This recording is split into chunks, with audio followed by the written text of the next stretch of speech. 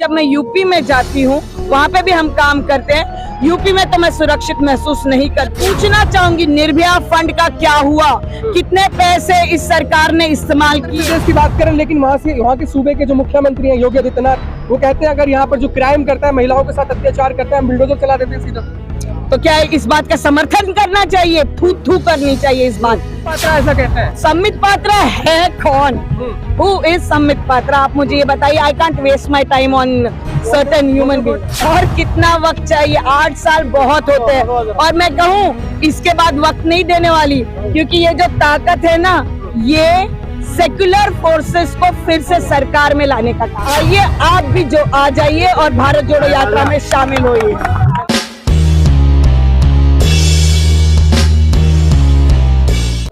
नमस्कार, मैं आपके साथ औरंगजेब चौधरी। इस वक्त हमारी मौजूदगी है महाराष्ट्र में। जिस तरीके से लगातार जो भारत जोड़ो यात्रा है, कुछ ही देर पहले यहाँ से राहुल गांधी ने भाषण दिया था। यहाँ पर कुछ लोग हैं जो राहुल गांधी के साथ जो है इस भारत जोड़ो यात्रा में चल रहे हैं। मैम, जो भारत जोड़ो यात्रा है लगभग 67 दिन हो चुके हैं, क्या लगता है जो भारत जोड़ो यात्रा है इसका कुछ जो फायदा देखने को मिलेगा?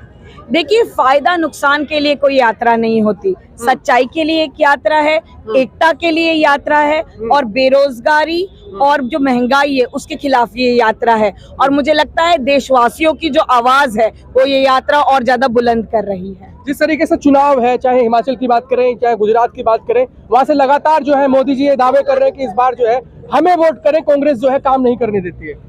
हाँ, मेरी बात ऐसी है कि मोदी जी का कहना अगर लोग सुनते तो फिर चीजें बहुत अलग होती। अभी उनकी बातें ना सुनने में ही ज्यादा समझदारी है। और जो की बात हो गई चुनाव की, मैं ये मानती हूँ कि कांग्रेस जो पार्टी है वो एक नेता की पार्टी नहीं है, वो अनेक नेता की पार्टी है। जैसे आज अशोक गहलोत जी गुजरात गए थे, वहाँ पे मैनिफेस्टो लॉन्च हुआ है। प्रियंका जी ने अनेक रैलियां की है हिमाचल में। हमारे पार्टी में बुलंद से बुलंद नेता और नेत्रियां हैं जो वहाँ का चुनाव देख रहे हैं और इस यात्रा को लीड राहुल गांधी कर रहे हैं। लेकिन दावे जिस तरीके से आप कह रही हैं कि दावे की बात नहीं करते, आप अगर बात करें उत्तर प्रदेश की, तो उत्तर प्रदेश में भी जो मोदी जी हैं उन्होंने दावे किए थे, लेकिन सरकार बनी। हाल ही में जो हिमाचल से वो दावे कर रहे हैं कि सरकार बनेगी, यहाँ पर भी लोगों का जनसंपर्क मिल रहा है, ऐसा आपको लगता है? मैं आपकी बात समझ नहीं पाई। जिस तरीके से लगातार मोदी जी दावे कर रहे हैं हिमाचल की रैलियों में और गुजरात की रैलियों में, वो कह रहे हैं कि हमारे साथ जो लोग हैं वोटों में तब्दील होगी भीड़। देखो, मैं उनकी स्पोक्स पर्सन तो नहीं हूँ, पर जनता की जो आवाज है, जनता का जो कहना है, वो ये ताकत जो मेरे साथ यहाँ पे खड़ी है उस पे से आप अंदाजा लगा सकते हैं। जिस तरह से कन्याकुमारी से आज हम महाराष्ट्र में हैं, और मैं दावा करती हूँ कि श्रीनगर तक इसी तरह देश के लोग राहुल गांधी, कांग्रेस पार्टी, सच्चाई को बहुत ज्यादा साथ देंगे और बहुत प्यार देंगे। क्या क्या मुद्दे लेके चल रहे हैं आप? जैसे कि सभी को पता है, 2 बड़े मुद्दे हैं। एक है महंगाई और बेरोजगारी। यहाँ पे बहुत सारे युवा साथी मेरे साथ यहाँ पे इस यात्रा में जुड़े हुए हैं। बेरोजगारी की अगर बात करें, कहाँ है 2 करोड़ नौकरियां? क्यों आज सारी जो कंपनीज है, मल्टीनेशनल कंपनीज है, नेशनली इंटरनेशनली इंडियन लोगों को आज कम से कम लोगों को, ज्यादा से ज्यादा लोगों को निकाल रही है। यहाँ पे बहुत सारे किसान साथी है। मैं महाराष्ट्र से आती हूँ और इसी धरती कड़मनुरी से आती हूँ, जहाँ पे हमारे बहुत ही महान नेता जो कुछ साल पहले गुजर गए, आदरणीय राजीव सातव जी थे। यहाँ के जो किसान हैं वो बताएंगे कि किस तरह से उनको एमएसपी नहीं मिल रहा है, और एमएसपी नहीं मिलने की वजह से किसान भाइयों और बहनों का कितना नुकसान हो रहा है। लेकिन जिस तरीके से वो महिला सुरक्षा की बात करते हैं, आप भी एक महिला है, आप मानते हैं कि महाराष्ट्र की जो महिलाएं हैं वो सुरक्षित महसूस करती हैं? देखिए, ये जो है ये ग्लोबल फिनोमिना है, विमेन सिक्योरिटी।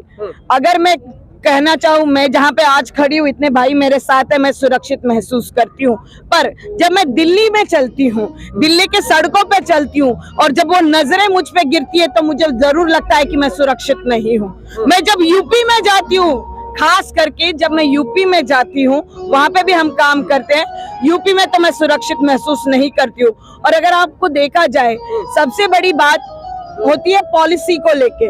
पॉलिसी थी निर्भया फंड।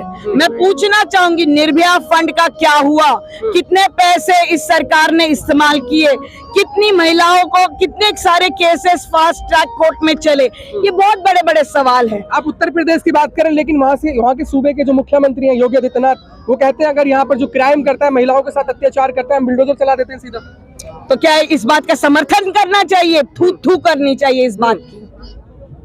ये महिला सुरक्षा की बात कर रहे हैं ना, वो जो क्राइम कर रहा है। देखिए, वहाँ पे एक लड़की का बलात्कार होता है, उस लड़की के पूरे परिवार को मार दिया जाता है। जो कोई परिवार आवाज उठाता है, उस आवाज उठाने के बाद उनके घर पे बुलडोजर चलता है। ये मैं नहीं, आप भी कह रहे हैं, ये आप और मैं नहीं, पूरा देश कह रहा है। ये आप, मैं और पूरा देश नहीं, पूरी दुनिया कह रही है कि that UP is the most insecure place for women. लेकिन जिस तरीके से हमने स्टार्टिंग से शुरुआत की है इस भारत जोड़ो यात्रा की, हमने देखा है पहले दिन से हम इसको कवर कर रहे हैं, लोगों के पैरों में भी छाले पड़ रहे हैं, बहुत सारी चीजें देखने को मिल रही है। लेकिन वहीं जो है भारतीय जनता पार्टी ये कह रही है कि भारत जो यात्रा है ये भारत तोड़ो यात्रा है, मतलब एंजॉय कर रहे हैं लोग।